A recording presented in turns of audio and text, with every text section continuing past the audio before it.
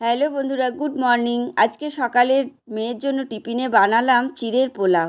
তো প্রথমে চিড়ে নিয়ে নিলাম, আর এখানে দেখো আলু গাজর কুচি করে নিয়েছি, আর একটু পেঁয়াজ আর লঙ্কাও কুচি করে নিয়েছি। আর মেয়ে তো অল্প তেল দিয়ে খায়, বেশি তেল মশলা খায় না, সেই জন্য ওকে হালকা করে সাধারণভাবেই চিড়ের পোলাওটা বানিয়ে দিয়েছি।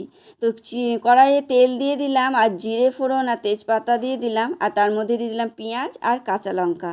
একটু ভাজা ভাজা করে তারপরে দিয়ে দিলাম ওই আলু কুচি আর গাজর কুচিটা, তার মধ্যে নুন হলুদ দিয়ে একটু ভাজা ভাজা করে নিলাম। আর চিড়েটা হালকা করে ধুয়ে জল ঝরতে দিয়ে দিয়েছিলাম, কেননা এটা পাতলা চিড়ে। মোটা চিড়েতেই সাধারণত চিড়ের পোলাও করা হয়, কিন্তু আমি আজকে পাতলা চিড়ে দিয়েই করলাম, তাই জন্য একটু দলা পেকে গেছিলো। তো যাই হোক, দেখো আমার চিড়ের পোলাওটা রেডি হয়ে গেল, আর মেয়েকে ইউনিভার্সিটি যাওয়ার জন্য টিফিনে রেডি করে দিলাম। আর মেয়ে রেডি হয়ে ইউনিভার্সিটিতে রওনা দিয়ে দিল। তো টাটা।